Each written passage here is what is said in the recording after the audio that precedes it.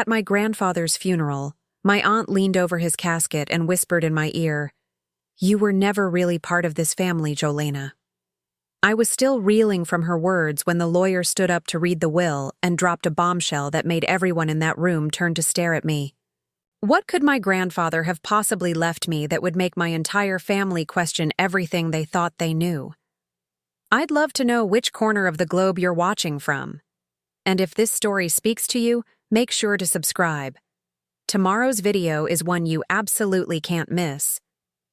The September rain hammered against the stained glass windows of St. Michael's Presbyterian Church in Portland, Maine, creating shadows that danced across my grandfather's mahogany casket. I stood in the third row, clutching a crumpled tissue, watching the droplets race down the colorful panes like tears. The building itself was crying for Marcus Bennett, the man who raised me when no one else would. My black dress felt too tight, or maybe it was just my chest constricting with grief. Grandfather had died 3 days ago at 78, peaceful in his sleep according to the hospice nurse.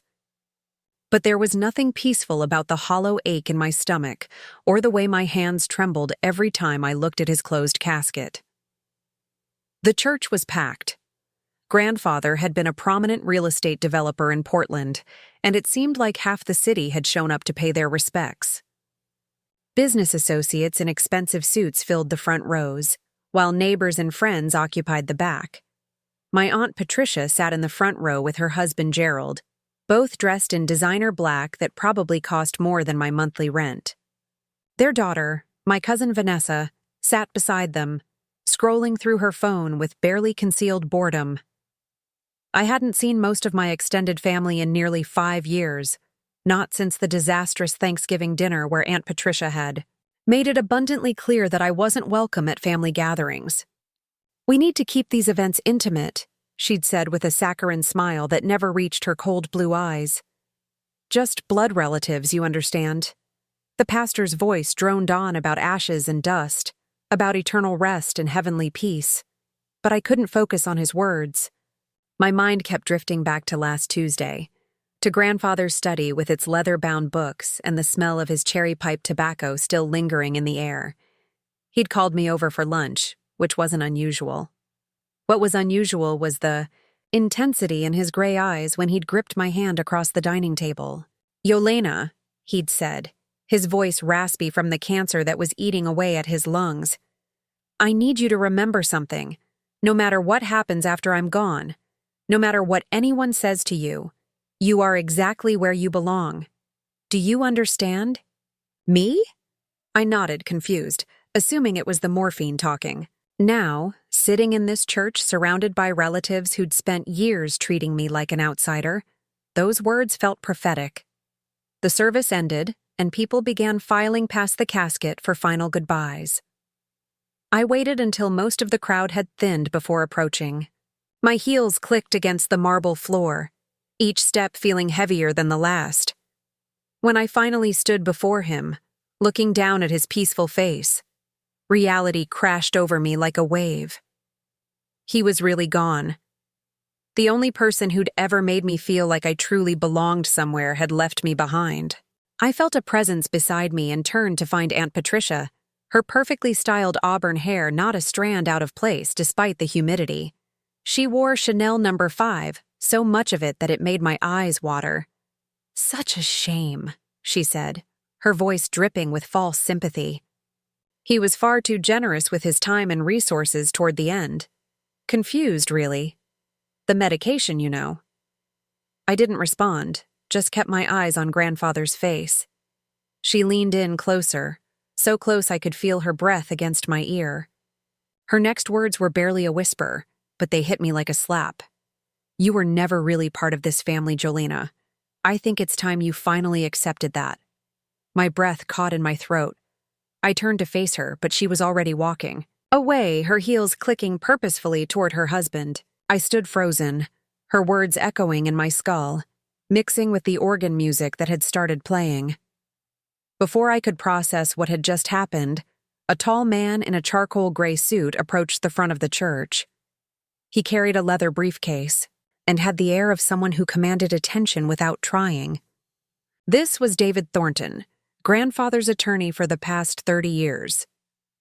"If everyone could please take their seats," Mr. Thornton announced, his deep voice cutting through the murmur of conversation. Mr. Bennett requested that his will be read immediately following the service with all family members present. A ripple of surprise went through the crowd. This was unusual. Most will readings happened days or weeks after the funeral, in the sterile environment of a law office, not in a church with the deceased still present. Aunt Patricia's face had gone pale. She exchanged a quick glance with her husband, and I saw something flicker across her features. Was it a concern? Fear?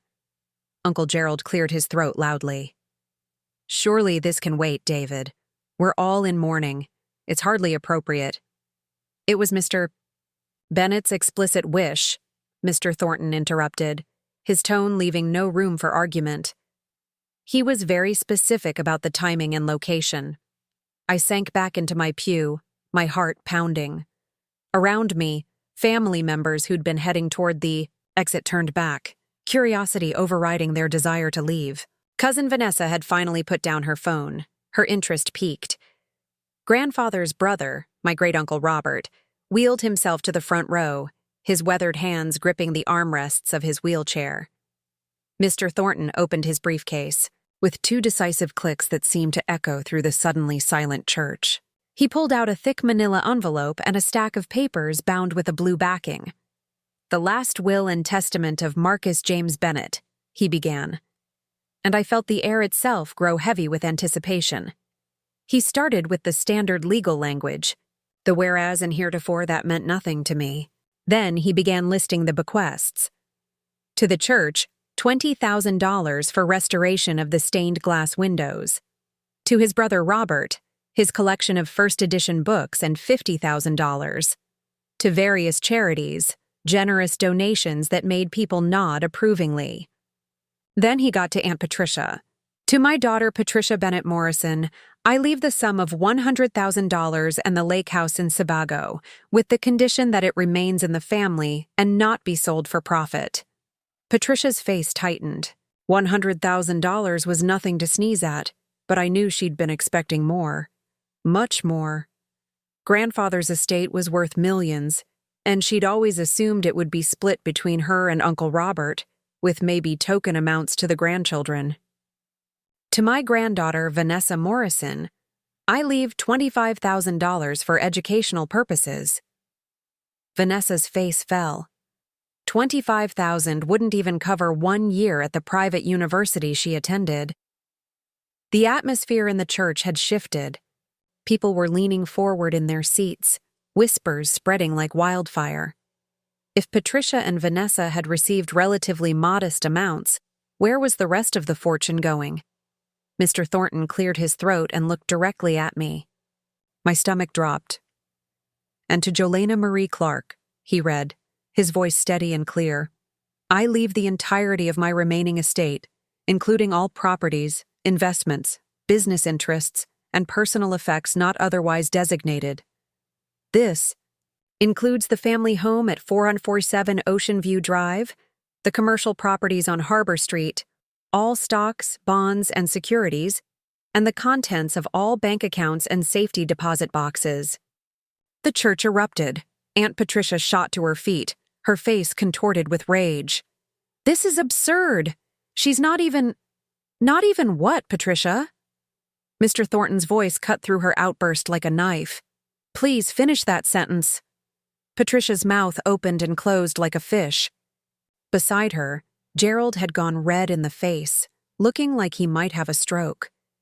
Vanessa was staring at me with undisguised hatred. I couldn't breathe. I couldn't think.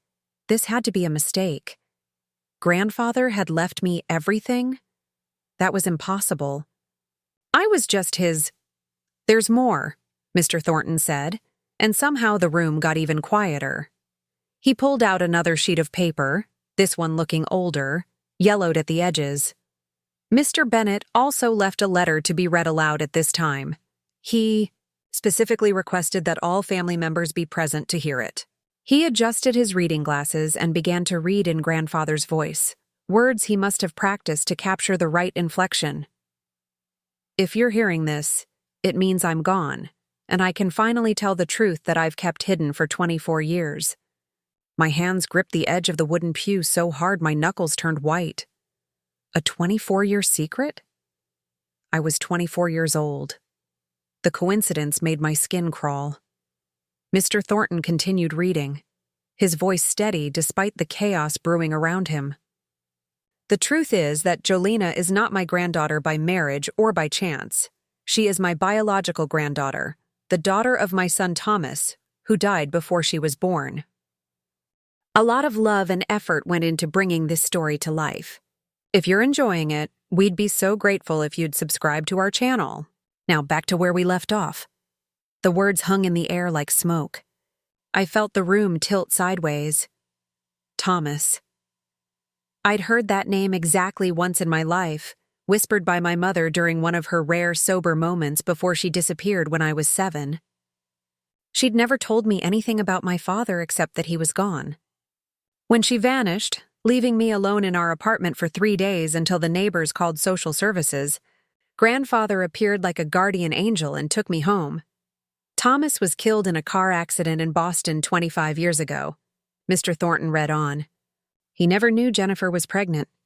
When she showed up at my door 8 months later, desperate and alone, I saw my son's eyes looking back at me from her swollen belly. I made her a promise that day. I would take care of his child, raise her as my own, but we would keep the truth hidden to protect her from the ugliness that would surely follow. This is a fabrication, Aunt Patricia's voice screeched through the church. Thomas never had a girlfriend named Jennifer. This is some con that the woman pulled, and now her daughter is finishing the job. Mr. Thornton didn't even look up. I know Patricia will contest this. She's spent her entire life believing she was my only child, entitled to everything I built. The truth is more complicated. Thomas was born from my first marriage to Elizabeth Hartley, a relationship I kept private after Elizabeth died in childbirth. I was young, broken, and when I met Helen 5 years later, I wanted a fresh start. I never told Helen about Thomas, and that cowardice cost me a relationship with my son for nearly 20 years. Great-Uncle Robert made a strangled sound. Marcus had a first wife? Elizabeth Hartley. I never knew. By the time Thomas found me, he was 18 and angry. We had 10 precious years together before that drunk driver took him from me. Patricia never knew about her half-brother, and I told myself I was protecting her from painful truths. But I was really just protecting myself from facing my own failures. I watched Aunt Patricia's face cycle through emotions, shock, denial, rage, and finally something that looked almost like grief. She'd had a brother she never knew existed, and now she was learning about him at their father's funeral, surrounded by strangers. After Jennifer disappeared, I legally adopted Jolena, Mr. Thornton continued. The paperwork lists me as her grandfather, which is technically true, though I let everyone assume it was through Helen's side of the family. Helen knew the truth. She loved Jolena like her own, and when she died 3 years ago, she made me promise to tell the truth eventually. I should have done it sooner. I should have been brave enough to give Jolena the heritage she deserved.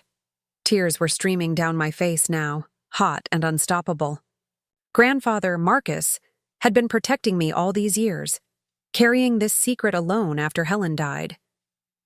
Jolena, if you're hearing this, I want you to know that every choice I made was out of love. You are a Bennett by blood, by right, and by the strength of character you've shown despite every obstacle life has thrown at you. The inheritance isn't charity. It's your birthright as Thomas's daughter, the continuation of his legacy. Mr. Thornton paused, letting that sink in, then continued. To Patricia, I say this, I'm sorry. I'm sorry I wasn't strong enough to tell you the truth while I was alive. I'm sorry you had to learn about Thomas this way. But I will not apologize for protecting his daughter, or for ensuring she receives what should have been his. You've had every advantage in life, every opportunity, and you've squandered much of it on bitterness and status. Jolena built herself up from nothing, worked her way through community college while juggling 2 jobs, and never once asked me for anything she hadn't earned. Aunt Patricia looked like she'd been slapped. Her perfectly composed mask had cracked completely, revealing something raw underneath. "I've left you well provided for, Patricia. More than enough to live comfortably. But the bulk of my estate goes to the granddaughter I should have claimed publicly years ago. This is my final act of redemption, and I pray you'll all find it in your hearts to accept it." Mr. Thornton folded the letter carefully. "There's one more item. Mr. Bennet left a sealed envelope specifically for Miss Clark, to be opened in private." He reached into his briefcase and produced a cream-colored envelope with my name written in grandfather's distinctive handwriting. I walked forward on shaking legs, very aware of every eye in the church following my movement. When Mr. Thornton handed me the envelope, his expression was kind. "Your grandfather was a good man, Miss Clark. He thought very carefully about all of this." He lowered his voice. He also anticipated legal challenges. "The DNA test results proving your paternity are in my office, along with documentation of Thomas's birth certificate and his relationship to Marcus. Everything is ironclad," I nodded, unable to form words. Behind me, I heard Aunt Patricia speaking in harsh whispers to her husband. Uncle Robert had wheeled himself closer, his weathered face unreadable. "Yolena," he said quietly, and I turned to face him. "May I see you for a moment?" I followed him to the side of the church, away from the growing argument between Patricia and her husband. Uncle Robert looked up at me with eyes that held decades of wisdom. "I knew," he said simply. "About Elizabeth. About Thomas. I was the only one Marcus told, and I kept his secret because that's what brothers do." He reached out and took my hand in his papery grip. "You have his eyes. Thomas's eyes. I saw it the first day Marcus brought you home, and I wondered. But Marcus asked me to stay silent, so I did. Why didn't he tell everyone?" My voice came out as a whisper. "Why all the secrecy?" "Fear mostly. Fear that Jennifer's family would try to claim you. Fear that Patricia would make your life hell, which, let's be honest, she did anyway. And fear that if people knew the truth about his first marriage, about abandoning Thomas's mother, they'd see him differently. Marcus was a proud man. Maybe too proud." Robert squeezed my hand. "But he loved you fiercely, Yolena. Never doubt that." A crash echoed through the church. We turned to see Vanessa had knocked over a vase of lilies in her rush toward the exit, her mother calling after her. Gerald stood near the casket, his face purple with rage, jabbing his finger at Mr. Thornton, who remained infuriatingly calm. "This isn't over," Gerald shouted. "We'll contest this will. We'll prove it's all lies." "You're welcome to try," Mr. Thornton replied coolly. I should mention that Mr. Bennet also included a provision.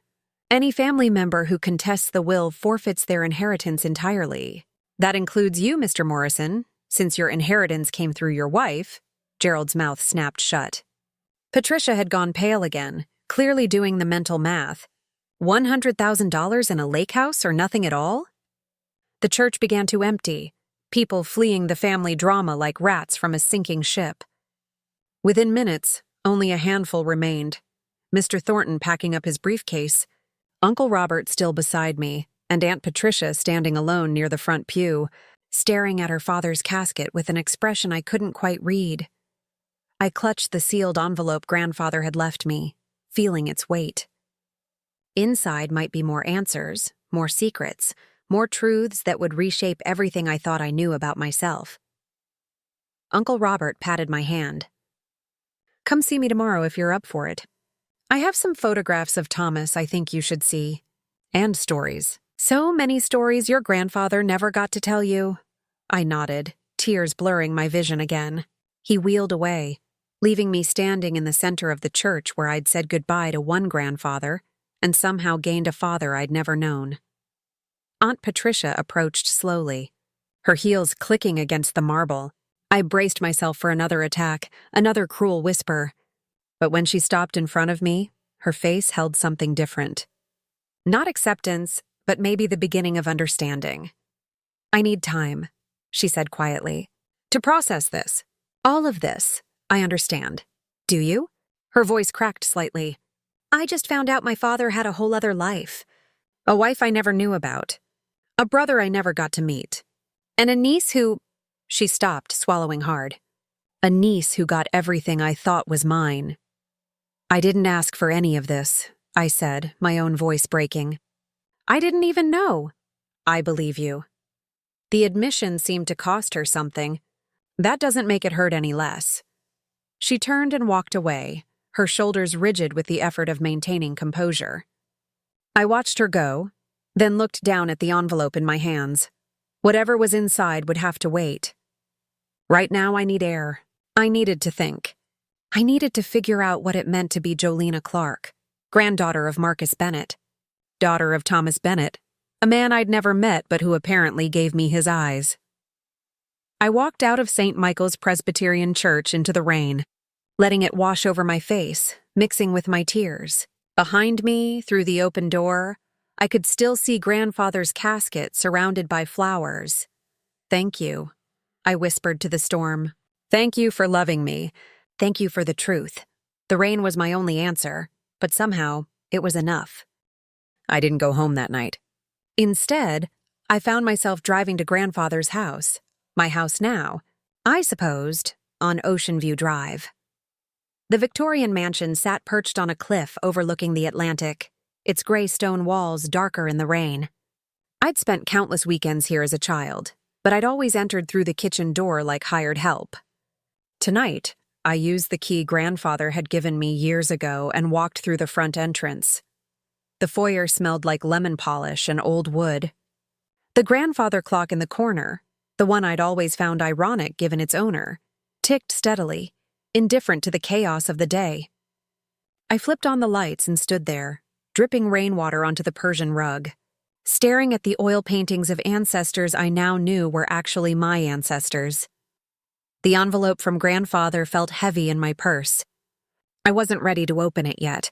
Instead, I wandered through the rooms like a ghost haunting her own future. The library with its floor-to-ceiling bookshelves. The dining room where we'd shared hundreds of meals. The sunroom where grandmother Helen had taught me to play chess, her patient hands guiding mine across the board. I found myself climbing the stairs to the second floor, my hand trailing along the mahogany banister. At the end of the hallway was a door I'd never been allowed to open. "That's just storage, sweetheart," grandfather had always said when I asked about it.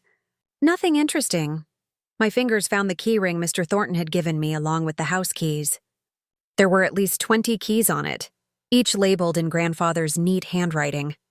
The one marked TB room made my breath catch. Thomas Bennett. The lock turned smoothly, as if it had been opened recently. I pushed the door open and fumbled for the light switch. The room took my breath away. It wasn't storage, it was a shrine. The walls were painted a soft blue, and every surface held pieces of a life I'd never known existed.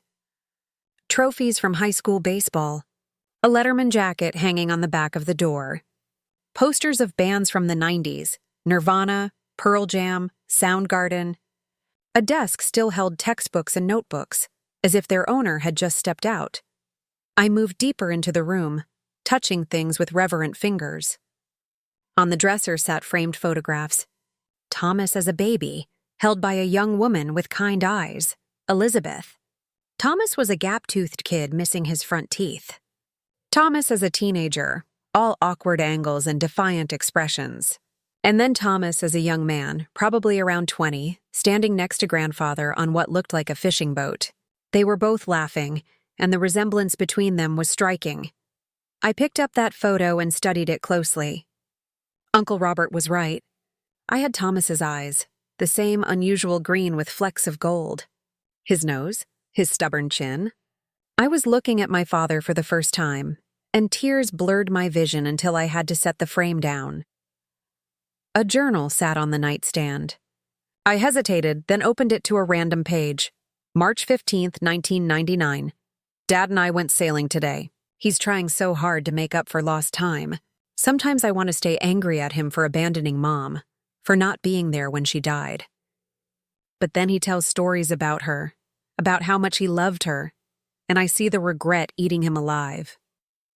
Maybe forgiveness isn't about forgetting. Maybe it's about understanding that people are complicated and broken, and sometimes they make choices that hurt everyone, including themselves. My throat tightened. Thomas had been philosophical, thoughtful. I flipped to another entry. June 3rd, 1999. I met a girl at the library today. Jennifer. She was reading Kerouac and drinking terrible coffee from the vending machine. We talked for 3 hours about everything and nothing. She has this way of seeing the world that makes even mundane things seem magical. I think I'm in trouble here. My mother. He'd met my mother at a library. She'd been reading Kerouac. These tiny details felt like treasures, pieces of a puzzle I'd thought was forever incomplete. I kept reading, watching my parents' relationship unfold through my father's words. Their first date at a jazz club. The way Jennifer laughed at his terrible jokes. How she'd told him she wanted to travel the world, write poetry, live a life that meant something. Then came the final entry, dated August 10th, 2000. Jennifer told me she's pregnant. I'm going to be a father. I'm terrified and excited and completely unprepared. We're talking about getting married, maybe moving to Portland so Dad can help out. He's over the moon about becoming a grandfather.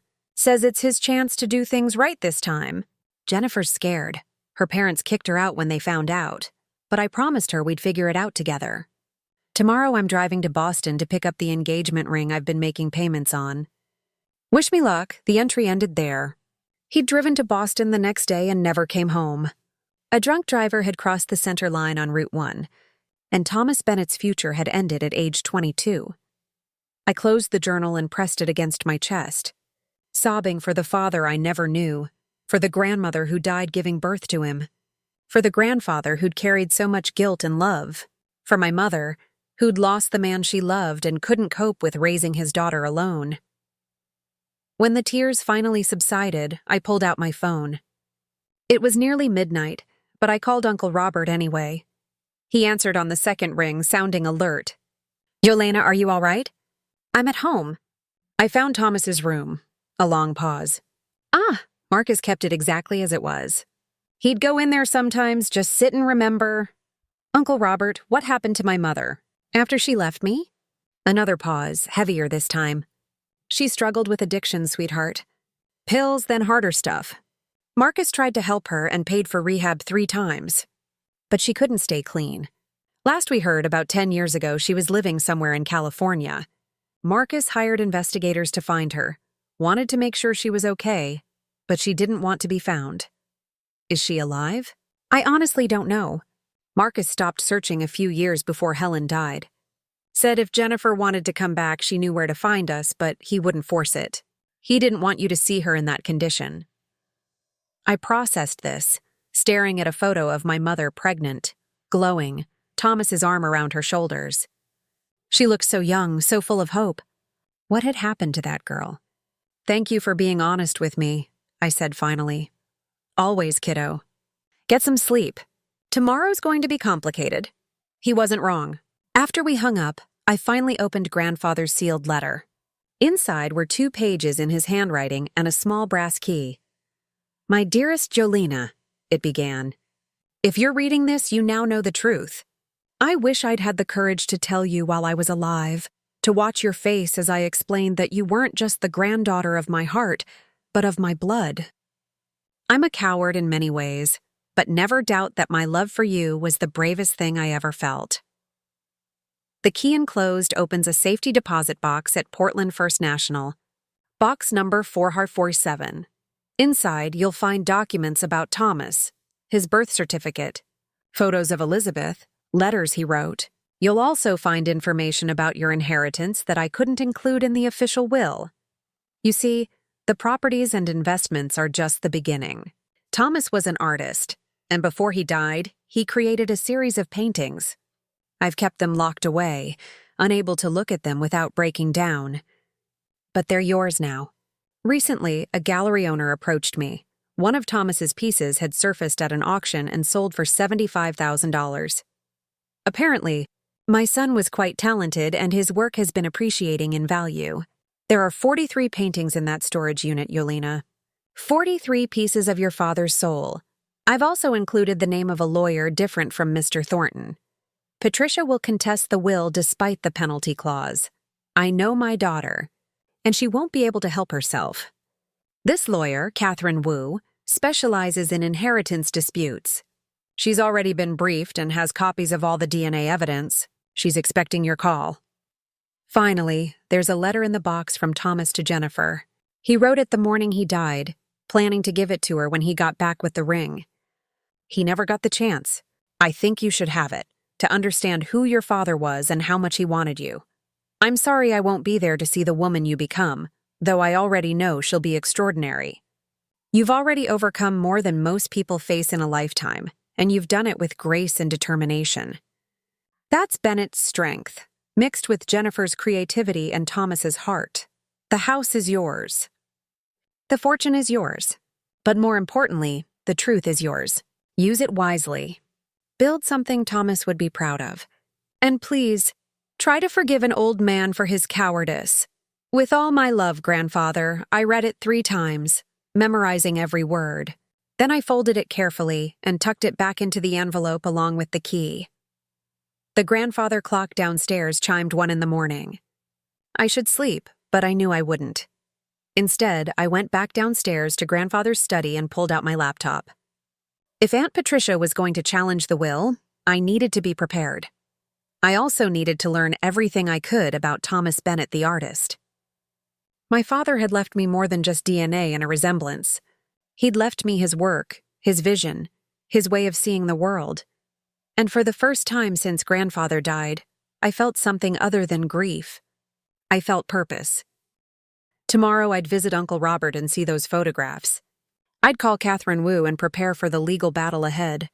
I'd go to Portland First National and open that safety deposit box.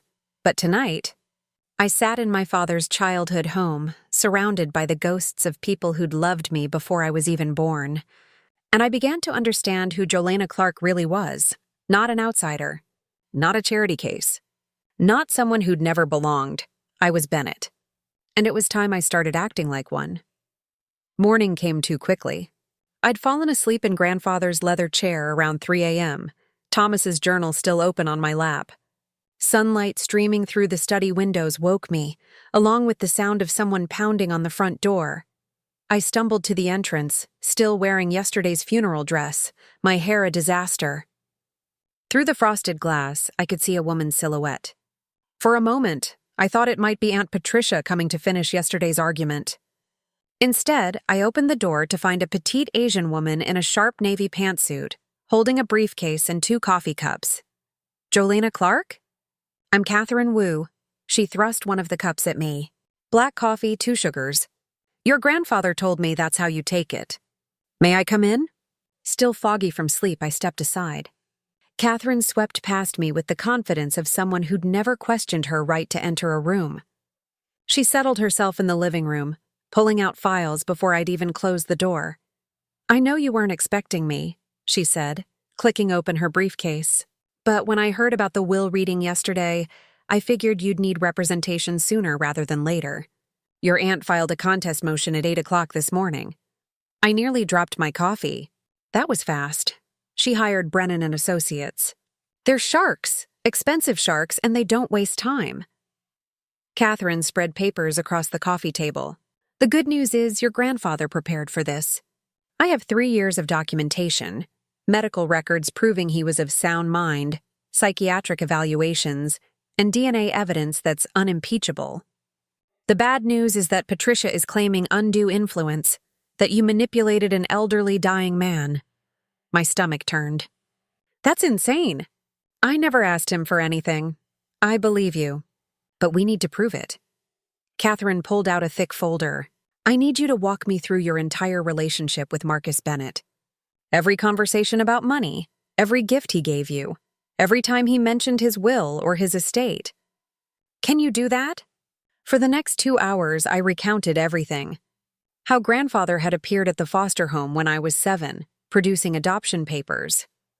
How he'd paid for my community college but made me work part-time to build character. How he'd never mentioned his wealth, living modestly despite owning half the commercial real estate in Portland. How I'd assumed whatever he had would go to Aunt Patricia, and I'd been fine with that. Catherine took notes rapidly, occasionally stopping me to ask clarifying questions. When I finished, she sat back with a satisfied expression. This is good. Really good. You have a clear pattern of independence. You worked for everything, never asked for handouts, and had no expectation of inheritance. That destroys the undue influence argument. She pulled out another document. Now, let's talk about what you actually inherited. She walked me through the numbers and my head spun. The house was worth $2.3 million. The commercial properties generated $400,000 annually in rental income. The investment portfolio was valued at $8.7 million. Add in the savings accounts, bonds, and other assets, and the total estate was worth just over $15 million. And that's not counting your father's paintings, Catherine added. If Marcus was right about their value, you could be looking at another $2 to $3 million, possibly more if we auction them strategically. I felt dizzy.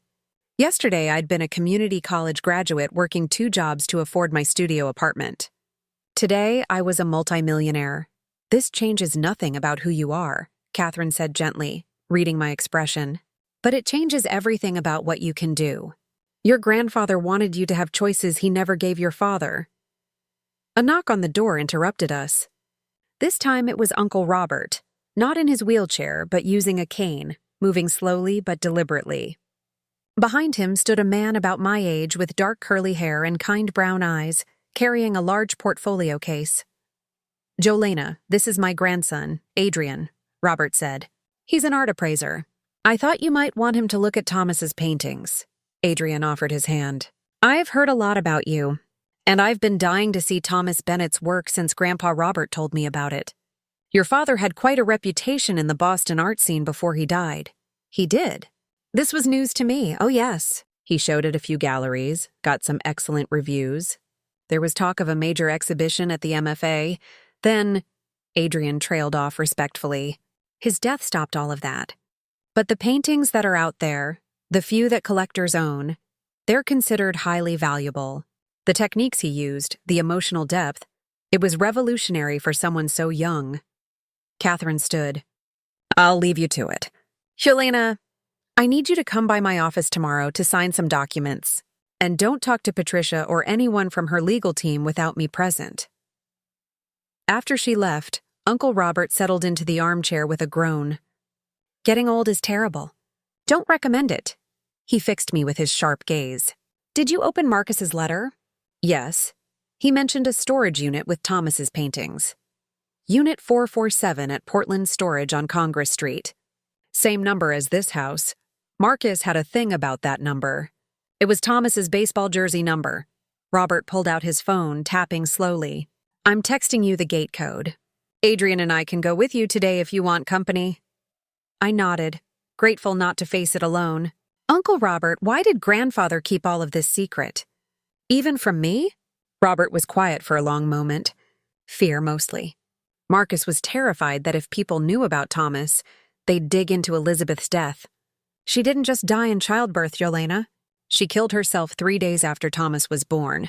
Postpartum psychosis, they called it, though back then they didn't understand it well. Marcus blamed himself, though if he'd been more supportive, more attentive, she'd still be alive." The revelation hit me like a physical blow. Oh my God. He carried that guilt his whole life. When he married Helen, he buried the past completely, tried to start fresh. Helen was the only one who knew the whole truth, and she convinced him to find Thomas, to try to build a relationship. But Marcus was always afraid.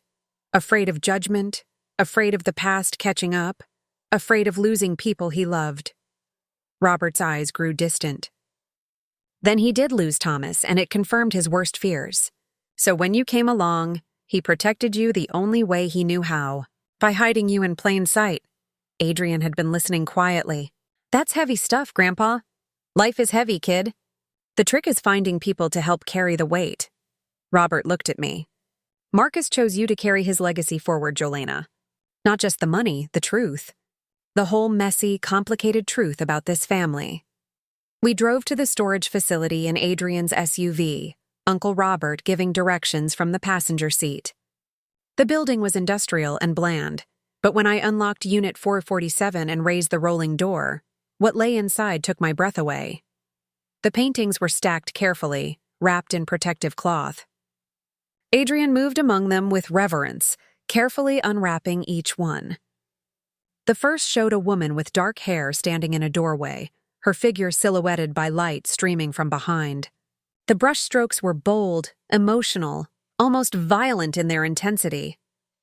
"This is extraordinary," Adrian breathed. "The technique is similar to Lucian Freud, but there's something uniquely raw about it." He unwrapped another, a coastal scene at dusk, the ocean churning beneath storm clouds. Then another, a close-up of hands clasped together, the details so precise I could see calluses and scars. Each painting told a story, revealed an emotion, captured a moment with startling intimacy.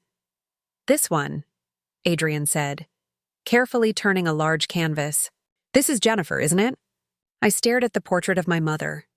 She was younger than I'd ever seen her, maybe 19 or 20, lying in grass with flowers in her hair. She looked directly at the viewer, at Thomas, at me, with an expression of such complete joy and vulnerability that it made my chest ache. She looked nothing like the hollow-eyed woman I remembered from my childhood. "He loved her," I whispered. "Very much," Uncle Robert confirmed from the doorway. "He painted this right before he found out she was pregnant. It's called Dandelion Summer. Said it captured the moment he knew he wanted to spend his life with her." Adrian was examining the painting closely. Based on comparable sales and the quality of the work, this piece alone could fetch $200,000 at auction. Maybe more. I couldn't process that. All I could see was my father's love immortalized in paint, his vision of my mother before life destroyed her. We spent 3 hours in that storage unit. Adrian photographed each painting, took notes, and made preliminary valuations. By his estimate, the collection was worth between $3.5 and $4.2 million, possibly more if we waited for the market to appreciate Thomas's work further. "You should consider a gallery show," Adrian said as we locked up. "Not to sell everything, but to introduce Thomas Bennett's work to a new generation. It would honor his legacy and potentially increase the value of pieces you keep."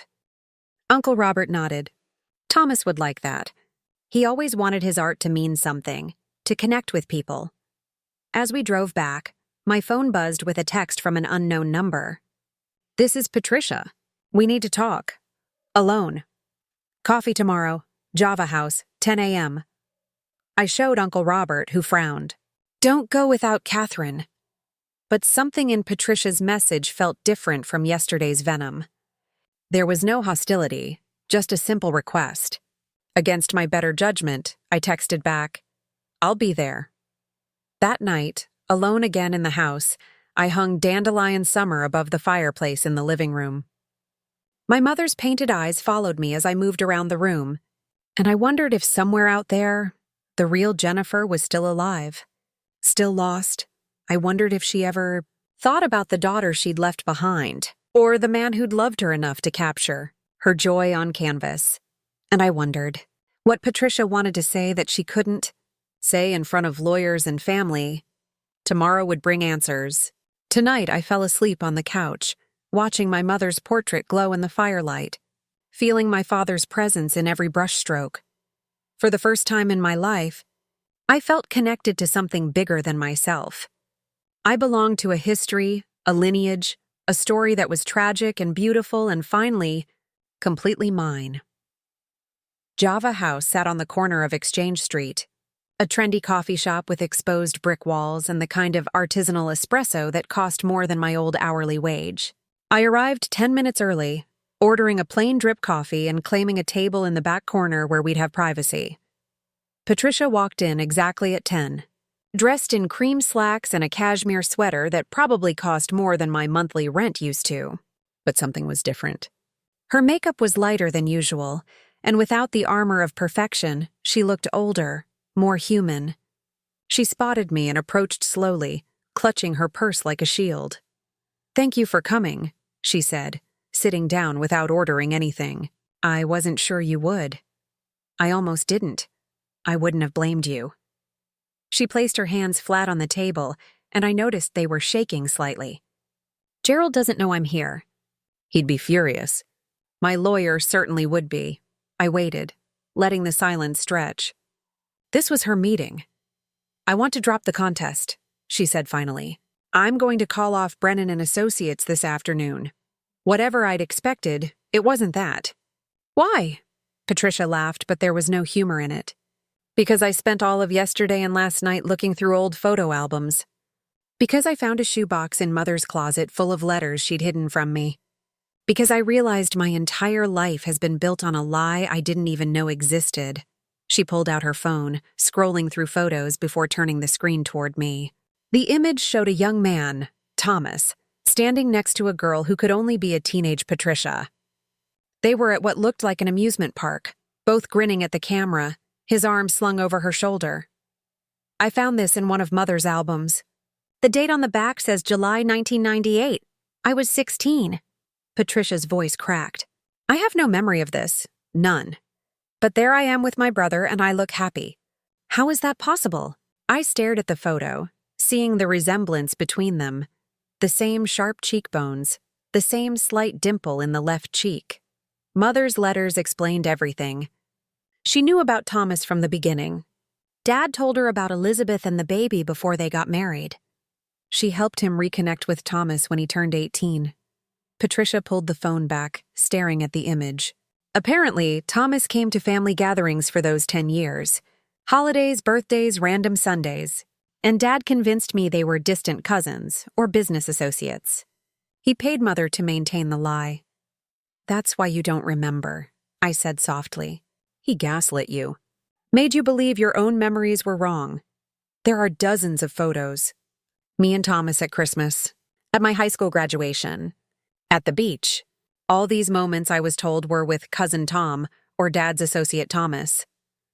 Mother wrote about how guilty she felt, lying to me constantly. But Dad insisted. He was so paranoid about his reputation, about people finding out about Elizabeth. Patricia's eyes filled with tears. I had a brother. For 10 years I had a brother, and I wasn't allowed to really know him.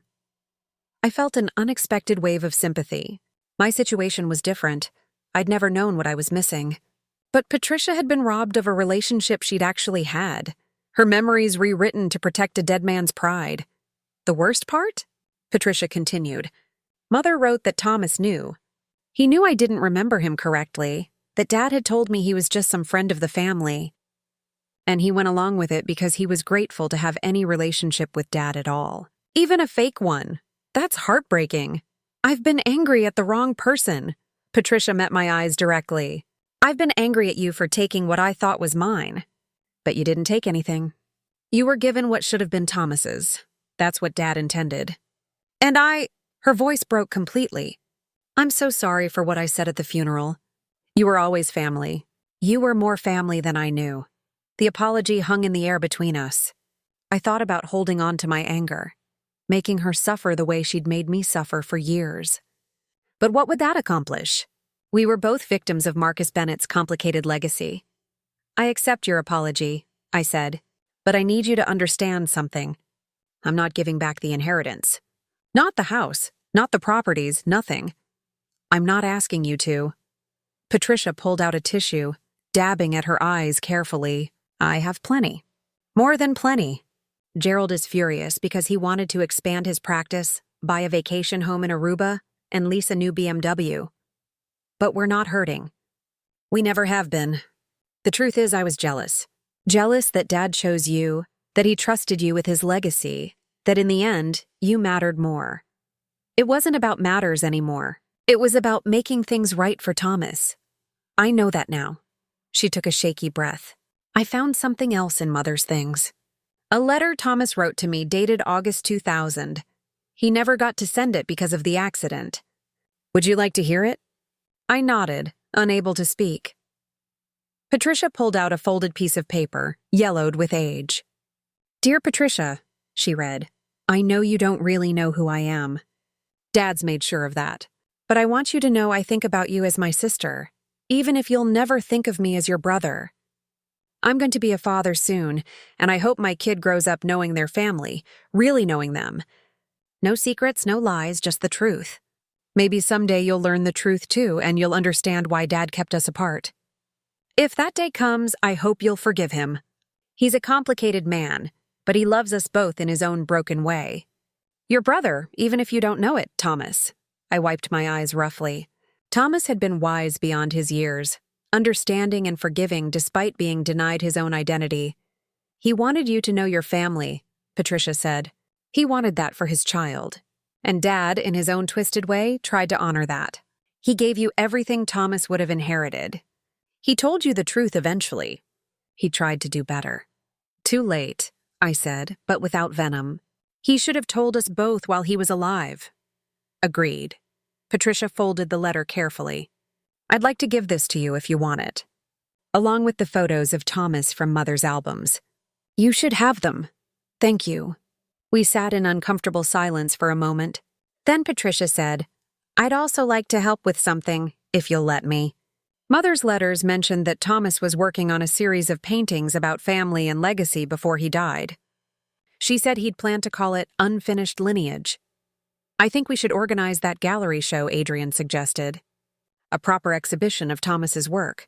I could help fund it, handle the logistics. It could be our way of honoring him together. The offer surprised me. You'd want to do that? I owe him that much. I owe you that much. Patricia's expression was earnest. And selfishly, I'd like to know him through his art. It's the only way I have left. I thought about it. A gallery show would bring attention to Thomas's work, establish his place in art history, and give people a chance to see his vision. It would also mean working with Patricia, learning to trust someone who'd spent years making me feel unwelcome. On one condition, I said, Uncle Robert has to be involved. And Adrian. They knew Thomas better than anyone. Of course. This should be a family project. Patricia smiled, and for the first time it looked genuine. Strange to say that, isn't it? Family. 2 days ago I didn't think you were. Now I'm realizing you might be the only person who understands what it's like to be shaped by Marcus Bennett's secrets. She wasn't wrong. We were both casualties of grandfather's fear, both denied the truth in different ways. Maybe that shared damage could become the foundation for something better. I'll call Brennan and Associates this afternoon and formally withdraw from the contest, Patricia said, standing. And I'll send you those photos and Thomas's letter. My email is on my business card. She placed a cream-colored card on the table. I know I don't deserve your forgiveness, Yelena, but I'd like the chance to earn it. After she left, I sat alone with my cold coffee, processing what had just happened. My phone buzzed with a text from Catherine Wu. Just got word from opposing counsel. The contest is being withdrawn. Whatever you did, well done. I hadn't done anything except show up and listen. Sometimes that was enough. The door opened again, and I looked up expecting Patricia to have returned. Instead, a woman walked in, late 40s, thin to the point of frailty, with dark hair streaked with premature gray. She wore faded jeans and a thrift store jacket, scanning the coffee shop with nervous, darting eyes. Our eyes met across the room, and I saw something that made my breath stop. Green eyes with flecks of gold. Thomas's eyes. My eyes. The woman's face went white. Her hand clutched the doorframe for support. Yelena, she whispered, and I knew that voice. Somewhere deep in my childhood memories, buried under years of trying to forget, I knew that voice. My mother had come home. The coffee shop seemed to tilt sideways. Everyone else faded into background noise. All I could see was Jennifer Clark standing 10 feet away looking at me like she'd seen a ghost. I saw Marcus's obituary, she said, her voice breaking. I came for the funeral, but I was too late. I was going to leave, but then I heard people talking about the will, about you, about Thomas's paintings being discovered. Tears streamed down her weathered face. I had to see you. Just once, even if you hate me. I had to see that you were okay. I couldn't move. Couldn't speak. This woman had abandoned me 17 years ago, leaving me alone and terrified in that apartment. She'd chosen drugs over her own daughter, and had disappeared without a trace while I cried myself to sleep in foster care. But she was also the girl in Dandelion Summer, the woman Thomas had loved enough to paint with such tenderness. She was the person who'd given birth to me, who'd once read Kerouac in libraries and dreamed of poetry and meaning. I don't expect forgiveness, Jennifer continued, taking one tentative step closer. I just needed you to know I never stopped thinking about you. Every day, I wondered if you were safe, if you were happy, if you remembered me at all. And every day, I knew I didn't deserve to know the answers. The question that had haunted me for 17 years finally escaped. Why did you leave? Jennifer's face crumpled. Because I was broken. Because every time I looked at you, I saw Thomas, and the grief was killing me. Because I was using anything I could find to numb the pain, and I knew if I stayed, I'd destroy you too. Leaving you with Marcus was the only good decision I ever made. She was crying openly now, not bothering to wipe away the tears. I got clean 3 years ago. Been working at a diner in Sacramento, going to meetings, trying to piece together something resembling a life. When I saw Marcus's obituary online, I thought maybe enough time had passed. Maybe I could at least see you from a distance, make sure you were okay. I stood up, my legs shaking.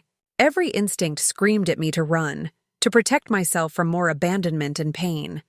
But another part of me, the part that had just discovered a father through his art, a grandfather through his secrets, needed answers only she could provide.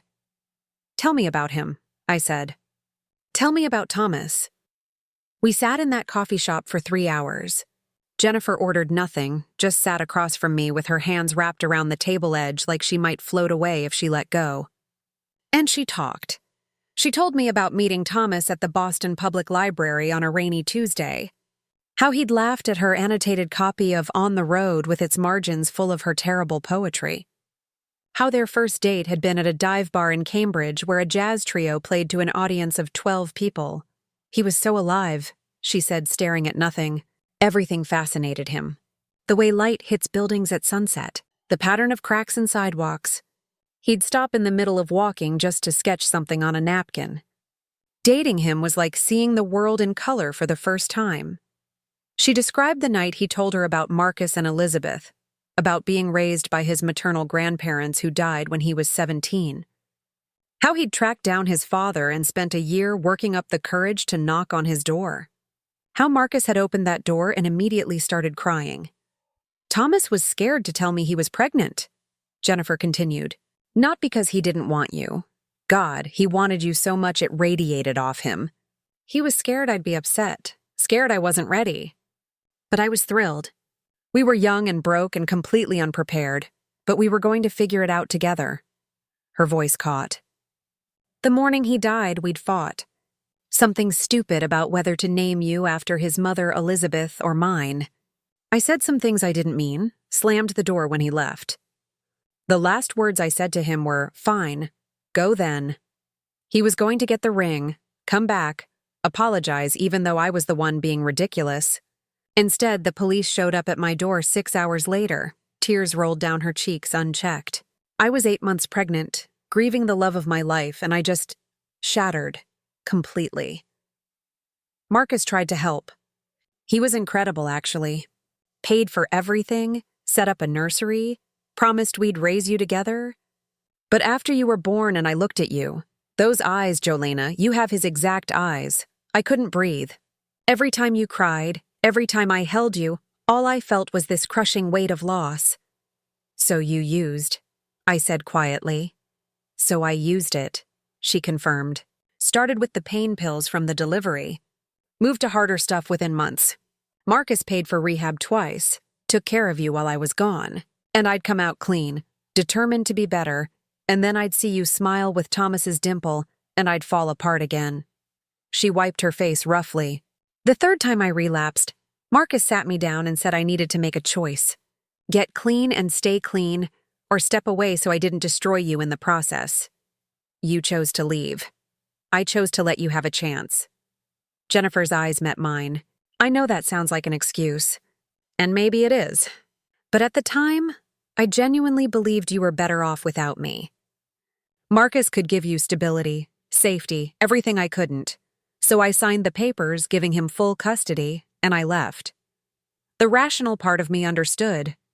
The 7-year-old who'd waited alone in that apartment for 3 days wasn't so forgiving. You could have gotten clean. You could have tried harder. You're right. I could have. I should have. Jennifer didn't make excuses, didn't defend herself. I was weak and selfish and broken. I chose numbness over pain, and that meant choosing it over you. There's no version of this story where I'm the hero, Yolena. I know that. Then why come back now? Why show up after all these years? Because I'm dying. The words dropped like stones into water. Liver failure. Consequence of years of hard living. Doctors give me maybe 6 months, probably less. She pulled out a prescription bottle, rattled it. These are actually prescribed this time, ironically, for pain management. I felt like I'd been punched. Just as I'd found her again, I was losing her. The cruelty of it was almost funny. I didn't come here for a tearful reunion or forgiveness, Jennifer said. I don't deserve either. I came because I needed you to know that leaving you was the worst thing I ever did, and the best thing for you. Marcus loved you the way I couldn't. He gave you the life Thomas would have wanted for you. He left me everything, I said. The house, the money, Thomas's paintings. Did you know about the paintings? Jennifer's face transformed. He kept them? I thought. After Thomas died, Marcus boxed everything up. I assumed he'd gotten rid of them. There are 43 of them. Worth millions, apparently. Thomas was talented. He was brilliant, Jennifer corrected. He saw things other people missed. Beauty in broken places, she smiled sadly. Like seeing something worth loving in a mess like me. I pulled out my phone and showed her the photo Adrian had taken of Dandelion Summer. Jennifer gasped, her hand flying to her mouth. Oh my God. I remember this day. We were at this field outside Concord. He brought a picnic and his paints, and said he wanted to capture how the light looked in my hair. She traced the screen with a trembling finger. I was so happy that day. I didn't know what happiness was going to cost. We sat in silence for a long moment. The coffee shop was filled with the lunch crowd, people laughing and talking, oblivious to the wreckage of 2 lives being examined at our corner table. I'm organizing a gallery show, I said finally, to exhibit Thomas's work. Let people see what he created. Jennifer's face lit up. That's perfect. He always wanted that, to share his vision with the world. He'd be so proud of you, Jolena. For honoring his work, for surviving everything, for becoming someone strong despite everything I did to fail you. I want you there, I heard myself say. At the opening. If you're still around. She stared at me, shocked. You don't have to do that. You don't owe me anything. I'm not doing it for you. I'm doing it for Thomas. You were part of his story. You should be part of how we honor it. I paused. And maybe I need to see who you are now, not just who you were when you left. Jennifer started crying again, harder this time. Thank you. God, thank you. I don't deserve your kindness. Probably not, I agreed. But I'm not doing this because of what you deserve. I'm doing it because it's what I need. She nodded, understanding. We exchanged phone numbers, both of us aware of how fragile this reconnection was. She wasn't my mother, not really. That word implied a relationship we'd never had. But she was Jennifer, the woman who'd loved my father, who'd given birth to me, who'd made terrible choices that somehow led me to this moment. As she stood to leave, she hesitated.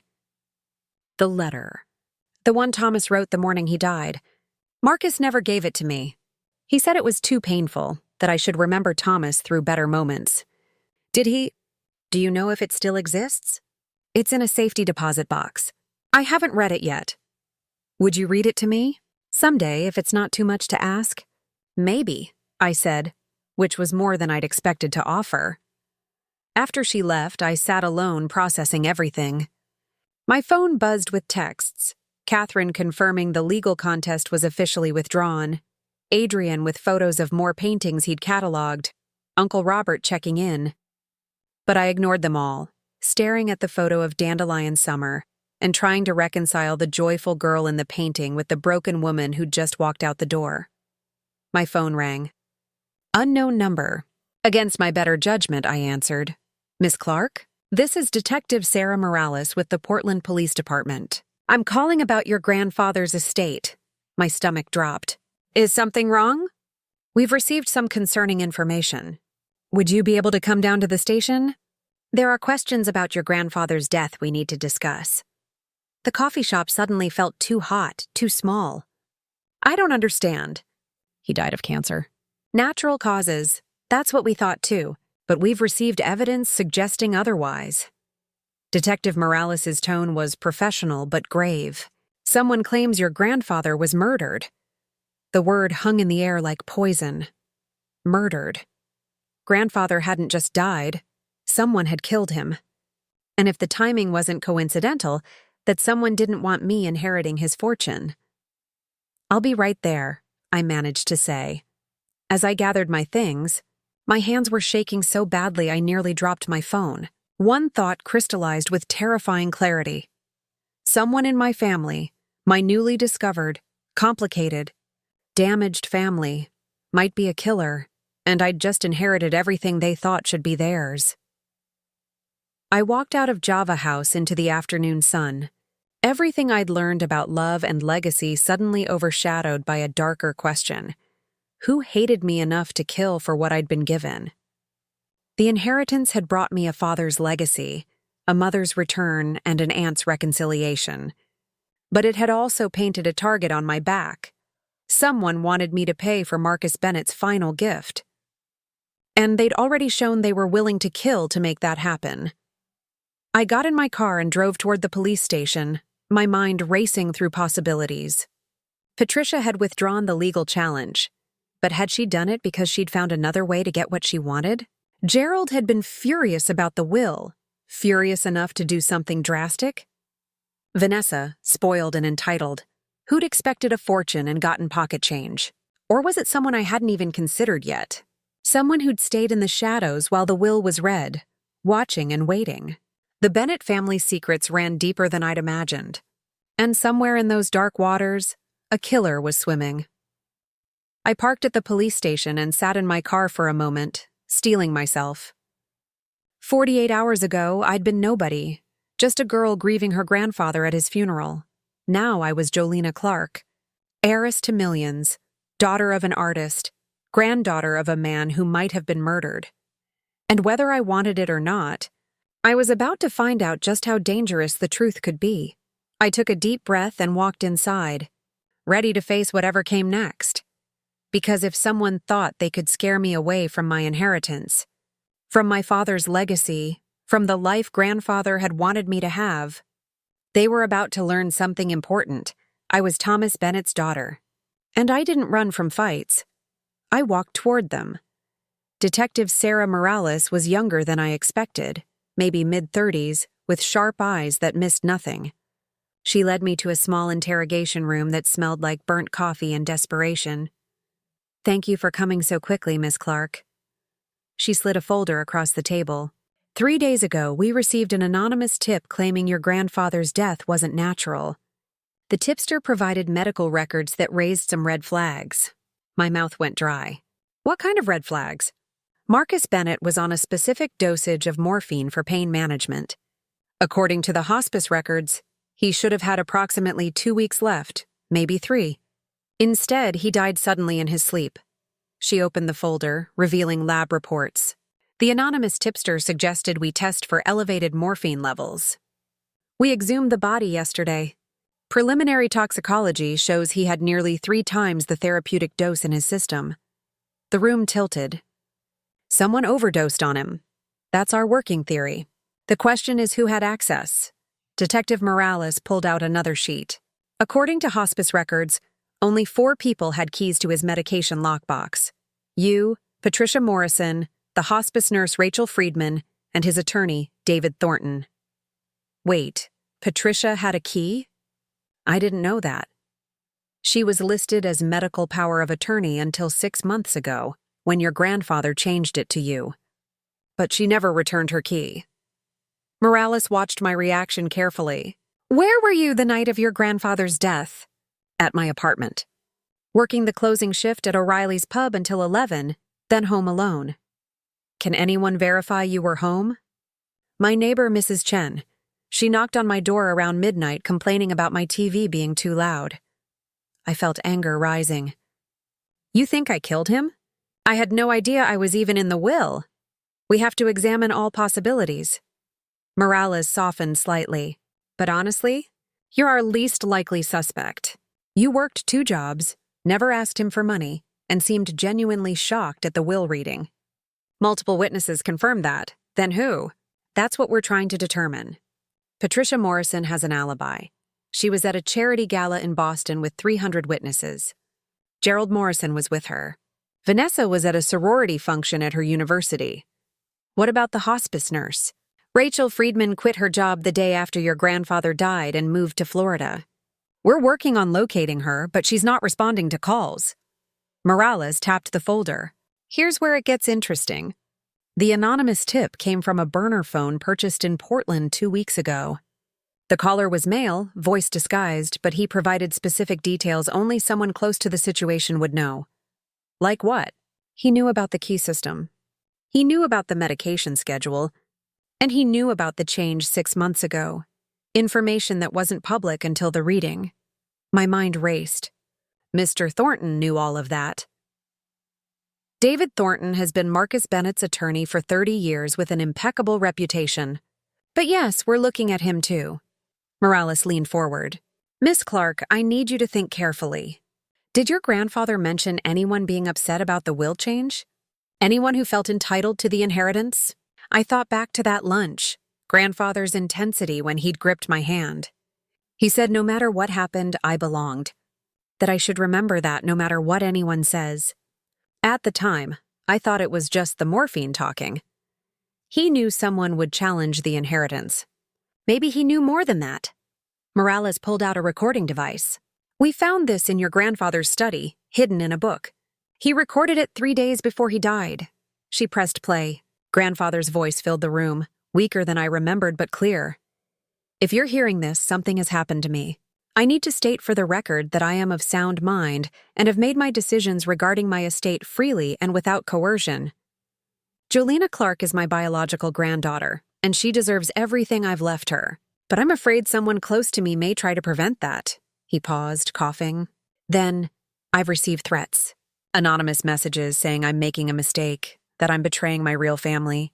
Someone broke into this house 2 weeks ago. Nothing stolen, but my medication lockbox was opened and closed. I changed the combination immediately, but it frightened me. I'm not paranoid. I'm dying, and someone is eager to speed that along. My heart hammered against my ribs. I suspect it's someone who knows about Thomas, about the original will that left everything to Patricia. I suspect it's someone who either wants that money for themselves or wants to punish me for my choices. If I die before my time, please investigate. Don't let them get away with it. And protect Jolena. She's innocent in all of this. The recording ended. I felt tears streaming down my face. Did he say who he suspected? I asked. No, but he left us enough to investigate. Morales pulled out a photograph. Do you recognize this man? I stared at the photo. It showed a man in his 50s with graying hair and cold eyes. Something about him was familiar, but I couldn't place it. That's Richard Brennan, senior partner at Brennan and Associates, the firm Patricia hired to contest the will. I don't understand. Richard Brennan is also Patricia's ex-husband. They were married for 3 years in her 20s, divorced when Patricia met Gerald. Brennan took the divorce hard, apparently. Stayed obsessed with her for years. Morales pulled out more photos. 6 months ago, right around when your grandfather changed his will, Brennan contacted Marcus.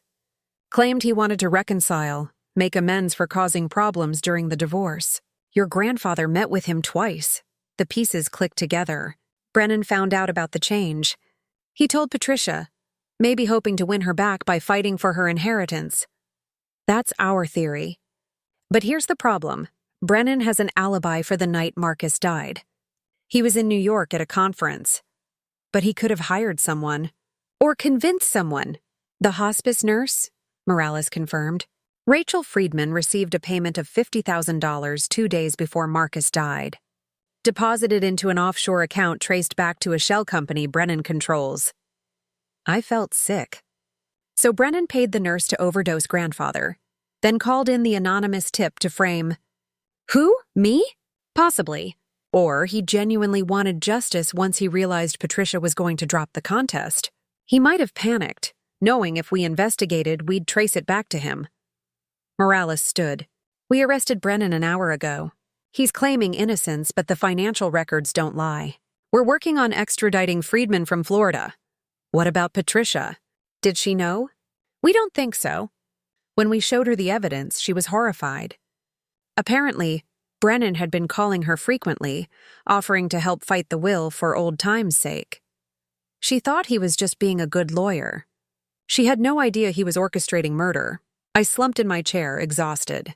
In 3 days, I'd discovered I was an heiress, met my long-lost mother, gained an aunt who'd apologized, and learned my grandfather was murdered by a man obsessed with a woman who'd moved on decades ago. What happens now? I asked. We build our case. With the recording, the financial evidence, and Friedman's testimony, she'll flip on Brennan to reduce her sentence. We'll get a conviction. Morales handed me her card. You're safe, Miss Clark. Brennan is in custody, and there's no evidence anyone else was involved. You can go home? But which home? The apartment I'd rented for 3 years? Or the mansion on Ocean View Drive that was legally mine but felt like someone else's life? I drove back to grandfather's house as the sun set over the Atlantic, painting the sky in shades of orange and purple. Inside, I stood in front of Dandelion Summer, studying my mother's painted face. My phone rang. Jennifer. I heard about the arrest, she said without preamble. Are you okay? I don't know. I think so. Listen, I know this is overwhelming, but I want you to know Thomas would be so proud of you. Standing up for yourself, honoring his work, surviving all of this chaos. You're stronger than either of us ever were. I had to be, I said. I didn't have a choice. Everyone has a choice, Yelena. You chose to keep going. That matters. After we hung up, I made 2 more calls. First to Adrian, confirming plans for the gallery show. Then to Patricia. I heard about Brennan, she said immediately. Jolena, I swear I had no idea. I know. Detective Morales told me. He used me. Used my anger and my hurt to justify murder. Her voice broke. I'm so sorry. If I hadn't been so bitter, if I'd just accepted Dad's decision. It's not your fault. Brennan made his choice. You made yours, to drop the contest, to try to make things right. That's what matters. Thank you, she whispered, for giving me a chance. 3 weeks later, the Thomas Bennett retrospective opened at the Portland Museum of Art. Patricia had worked tirelessly with Adrian to curate the show, choosing pieces that told my father's story, his evolution as an artist, his vision of beauty in broken things, his love for a girl who'd ultimately broken both their hearts. Dandelion Summer was the centerpiece, displayed in the main gallery under perfect lighting. Beside it hung the paintings of coastal storms, clasped hands, doorways filled with light, each one a window into my father's soul. Uncle Robert came in his wheelchair, tears streaming down his face as he saw his nephew's work displayed with the honor it deserved. Catherine Wu attended with her husband, smiling as critics praised the discovery of a lost talent of the Boston art scene. Even Mr. Thornton came, standing quietly before a painting of an empty chair, perhaps thinking of the friend he'd lost. Jennifer arrived late, thin and pale but sober. She stood in front of her portrait for 20 minutes, not speaking, just staring at the girl she'd been. Finally, she turned to me. He saw the best version of me, the version I could never quite live up to. Maybe that's what love is, I said, seeing the best in someone even when they can't see it themselves. Patricia approached hesitantly, and for a moment the 3 of us stood together, 2 women who'd loved Thomas Bennett, and the daughter they'd created. It wasn't comfortable, but it was real. I have something for you both, I said. I pulled out Thomas's final letter, the one from the safety deposit box. I read it yesterday. I think we should read it together. We found a quiet corner, and I unfolded the yellowed paper. Thomas's handwriting was bold and clear. My dearest Jennifer, by the time you read this, we'll be engaged. I'll have slipped that ring on your finger, and you'll have said yes, and we'll be planning our future together. I'm writing this now before I leave, because I want to remember this moment, the anticipation, the hope, the absolute certainty that I'm about to marry the love of my life. I know we're young. I know we're broke. I know everyone thinks we're crazy for keeping this baby, for planning a wedding, for believing we can build something permanent out of love and dreams. But Jennifer, when I look at you, I see my whole future. I see Sunday mornings and inside jokes and growing old together. I see our daughter, because I know in my bones it's a girl, growing up in a home full of art and laughter and love. I promise to paint you 1,000 more times, capturing every version of you as we grow older together. I promise to love our daughter fiercely, to teach her to see beauty everywhere, to give her the kind of family I never had. I promise to wake up every day grateful that you walked into that library and changed my entire life. I don't know what our future holds, but I know it holds us together, and that's enough. That's everything. I love you. I love our baby. I love the life we're about to build.